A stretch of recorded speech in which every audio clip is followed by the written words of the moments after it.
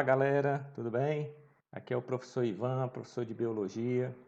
Vamos iniciar uma aula, né? Aqui mais uma aula, uma videoaula para ajudar vocês nesse período de estudos domiciliares, que apesar de estarmos em casa, nos protegendo desse contágio aí absurdo do coronavírus, mesmo assim não podemos perder o foco nos estudos. E tive a ideia de gravar algumas videoaulas para ajudar vocês durante este período.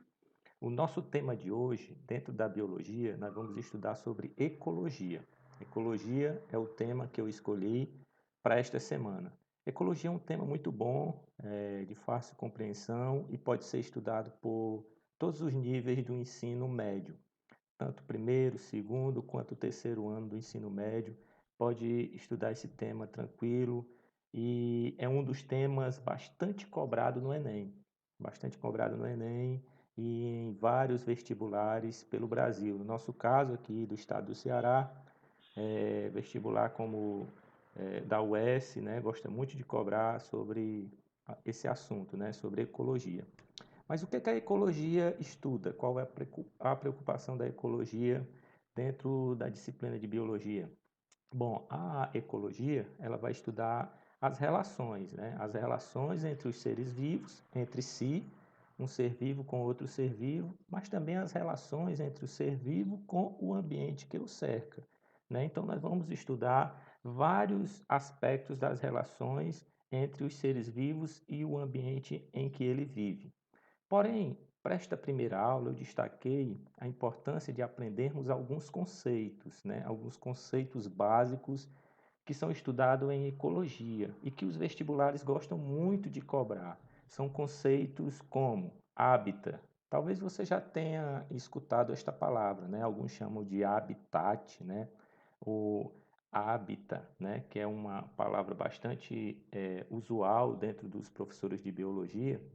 O hábitat, ele vai significar o conceito de lugar, né? É o lugar, o local onde uma determinada espécie é encontrada, né? Onde ela ali é encontrada na natureza, certo? Então, uma determinada espécie é encontrada naturalmente naquele determinado local. Então, aquele local é o hábitat daquela espécie, é o lugar onde uma determinada espécie habita, se reproduz, né? Então, ele é um conceito bastante importante, é como se fosse um endereço, né, onde eu posso localizar uma determinada espécie.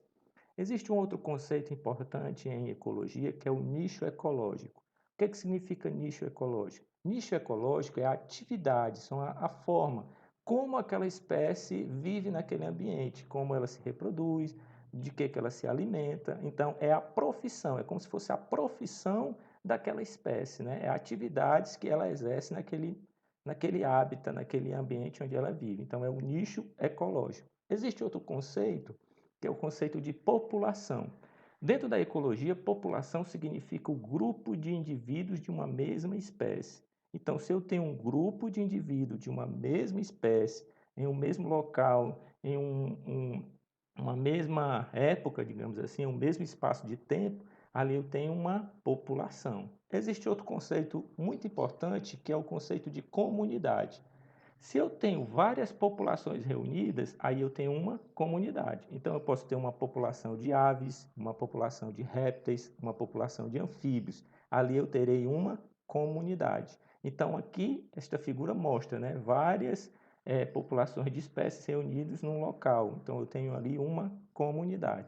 Prosseguindo no nosso estudo da ecologia, importante você não confundir dois conceitos importantes, como ecossistema e biosfera. Qual a diferença entre eles? Ecossistema são os fatores bióticos e abióticos reunidos, interagindo entre si, né? Então, por exemplo, se eu analisar este aquário, né, ali você está percebendo este aquário, você tem fatores bióticos, que no caso são os indivíduos que possuem vida, né, são os seres vivos. No caso aqui, o peixe, uma planta aquática, uma alga, são seres vivos, e ali são os aspecto biótico. Os abióticos são os indivíduos que não têm vida, não são considerados ser vivo. Aqui neste aquário eu tenho a água, eu tenho... Aqui eu não posso perceber nesta figura, mas você observa que num aquário desse A temperatura da água é importante, o pH da água é importante, os sais que estiverem ali diluídos são importantes. São componentes que não possuem vida entre si, mas são importantes, são os componentes abióticos. Então, essa união de fatores bióticos e abióticos, eu tenho um ecossistema. Já a biosfera está relacionado ao nosso todo, né? Ao nosso grande planeta, à nossa esfera da vida. Então a biosfera ela já é todo esse aspecto macro do nosso planeta onde a gente pode encontrar vida. Dentro da biosfera eu vou ter milhares de ecossistemas, então não posso confundir um ecossistema com a biosfera. Falando ainda da biosfera, ela é dividida em três principais grupos, que são o talassociclo, liminociclo e epinociclo. Se você olhar para essa figura, você vê que existe uma parte azul, que simboliza os mares, simboliza a parte de água, né, do planeta, e essa parte pintadinha de preto seria a parte terrestre. O que é que eu quero dizer com isso? A parte do talassociclo é composta pelos mares de água salgada. A parte do liminociclo são água doce, são os rios, são os lagos. E o epinociclo é composto pela faixa de terra que existe na biosfera. Então, talassociclo, mares de água salgada, liminociclo, rios, lagos de água doce e epinociclo, a faixa de terra. Ainda falando do epinociclo, eu queria destacar um ponto só para comentar agora, mas não irei falar especificamente sobre eles, que é sobre os biomas. Os biomas é um outro assunto muito cobrado no Enem, os biomas, principalmente os biomas brasileiros, não só o Enem, como a UES, como os principais vestibulares do Brasil gostam muito de cobrar nessa parte da ecologia sobre os biomas. Então a dica aí é você estudar os biomas brasileiros. E os principais biomas brasileiros são a Amazônia, a Caatinga, o Cerrado, a Mata Atlântica, Pampas e Pantanal. Espero que em próximos vídeos a gente possa gravar, né, uma videoaula falando sobre cada um desses biomas, mas agora eu quero só citar para vocês a importância, se você puder já ir se adiantando, estudando esses temas, certo? Ainda falando entre essa parte da biosfera, existem zonas de transições entre um bioma e outro, que é chamado de ecótonos. Nós temos dois principais ecótonos, que são o manguezal e a mata de cocais. Aproveitando esta aula, eu gostaria de falar para você, claro que a gente vai ter uma aula específica sobre isso, mas como a gente está falando de ecologia, e dentro da ecologia algo que é muito importante são as relações entre os indivíduos. E as relações, elas são divididas em duas partes, relações ecológicas e relações tróficas. As relações ecológicas são divididas em ecobiose e alelobiose. O que seria uma ecobiose? Ecobiose é a relação dos seres vivos com o ambiente que o cerca. Voltando para a nossa figura do aquário, eu tenho o peixe que está interagindo com a água, com a temperatura. Então, eu tenho um exemplo de ecobiose. São os seres vivos interagindo com o ambiente. A alelobiose já é os indivíduos, os seres vivos interagindo entre si. Então, se eu tenho um peixe que interage com outro peixe, aqui eu tenho um exemplo de uma alelobiose.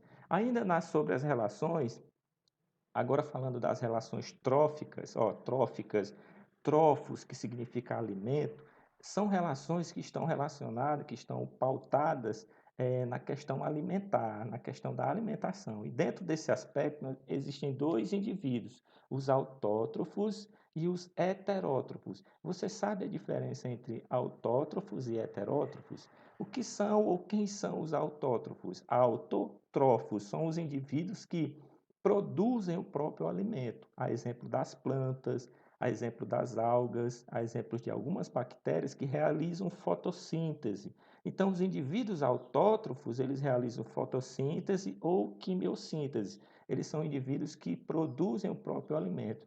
Já os heterótrofos são indivíduos que dependem dos autótrofos, digamos assim.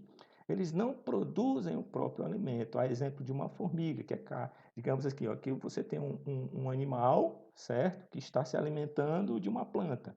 Essa formiga, ela não produz o próprio alimento, ela se alimenta de um outro indivíduo, então ela é um heterótrofo, certo? Então os animais são exemplos de heterótrofos. Nós, eu, você, certo?